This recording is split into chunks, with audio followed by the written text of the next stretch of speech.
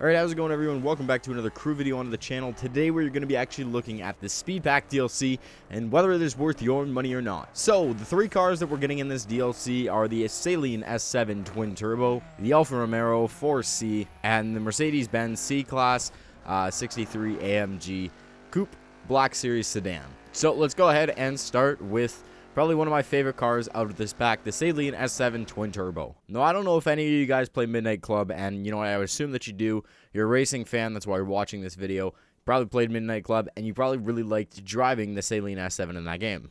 Now, this car comes with two specs, the performance spec and the circuit spec. Immediately when I began to drive this car for the first time, it felt just like it did back in Midnight Club LA. And that was a huge nostalgic boost for me, as that was probably one of my favorite cars to drive online at high speeds, as it was the fastest car in the game next to the 1098R Ducati bike and the Kawasaki Ninja. But yeah, really fun car to drive. It handles really well at its optimal cruising speed on any highway, which is roughly around 130 to 150 miles an hour.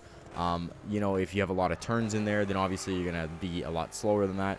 Probably running around 80 to 90, depending on how steep the turns are, of course. But this car sticks to the ground really well. It's really low, has a really good handling at high speeds, and, you know, overall, it's just a really fun car to drive. Now let's talk about the bads from the Saleen S7. Now, the bad thing about this car, obviously, is the fact that it cannot go off-road at all. So, if you like to be that person who likes to take a little back road and, you know, go sightseeing, the Saleen is not a car that you want to do that in. This car is built for pavement. It is built for circuit tracks. It is not built for putting some dirt between there. And it just, you'll understand if you take the thing off-road. Overall, though, Saleen is definitely a very good car and probably one of my favorite car from this pack. Moving on now to the Alfa Romeo 4C, probably the car I was the most disappointed in. Now, this car is definitely a very cool-looking car. And, you know, looking at it, I thought for sure this car was going to be pretty awesome. I got let down really quick. The positives from this car are definitely the looks of it and its mediocre ability to handle. It's not really all that great for anything, in my opinion. The thing is just really slow. You know, it doesn't handle great at all. And, you know, can't even really drift with it at all.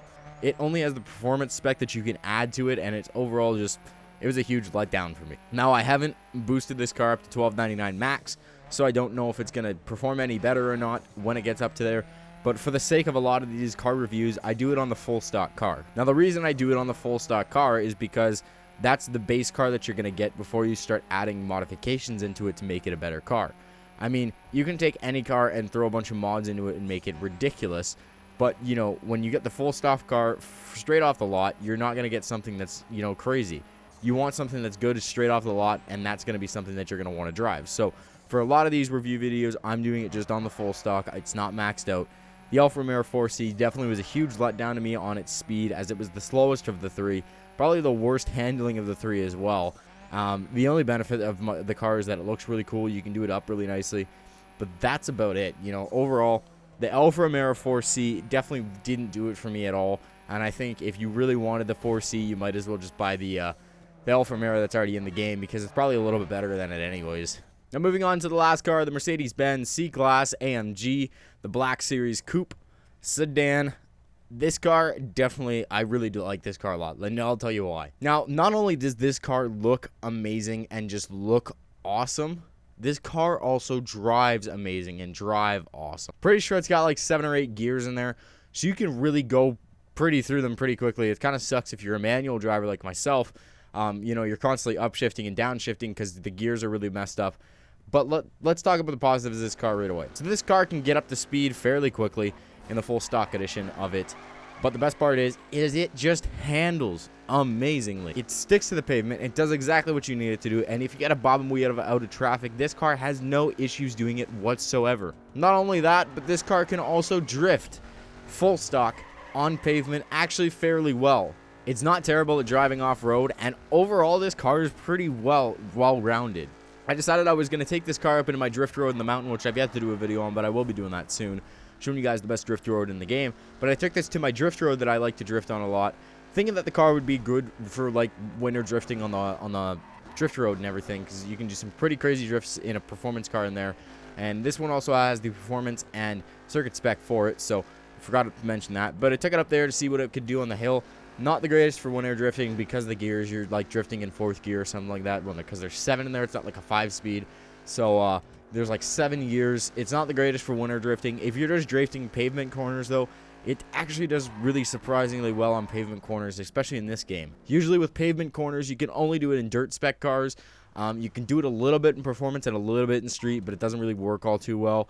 This car actually slides pretty well, and you can get it going sideways. You can't do a crazy drift around corners, but you can do one that's, you know, it's nice enough for the aesthetic look. There's not really a downside to this car. I think it's just overall well-rounded, and probably, yeah, it's the best car in the pack for sure for well-roundedness.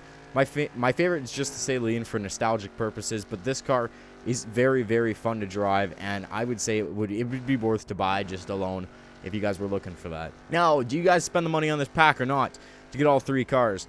Well, I mean, if you want to get both the Saleen and the Mercedes, I think you're paying like $299 a piece for them. Those would be the only 2 cars that I would say to get out of the pack. If you're paying $299 a piece, then you're paying like about $6, and that's the price of the entire pack. So, in my opinion, to get those 2 cars and then being really good, you might as well just buy the whole pack anyways. It sucks that you get the 4C, but I mean, you really can't do anything about it, so you can't really complain all too much. Overall, though, pretty impressed with this pack. The cars that they put out were pretty good. The vintage pack comes out next, and that's the Spiker and the 2 Corvettes. So we'll definitely see how cool those things look. Definitely really looking forward to the Corvettes because they're old and I like old muscle cars, so that'll be something exciting. So I want to hear what you guys think of this DLC pack in the comment section down below. Let me know what your favorite car is, what your least favorite car is. You know, if you agree with me, if you disagree with me, let me know in the comment section because I want to hear from you. But other than that, I want to thank you guys for watching this video. Hopefully I persuaded you guys to pick up the pack or stay away from the pack if you didn't want to. Hopefully we can do that for you here on the channel. That's about it. I'll talk to you guys next time.